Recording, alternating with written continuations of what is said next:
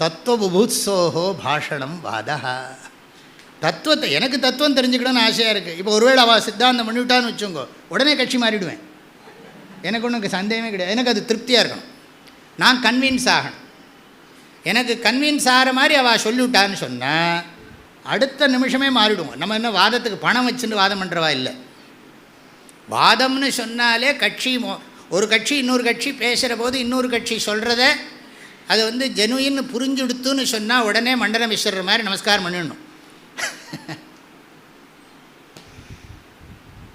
நமஸ்காரம் பண்ணி நான் உங்கள் சித்தாந்தத்தை ஒத்துனுட்டேன் அப்படின்னு சொல்லி அது பேர் தான் வாதம்.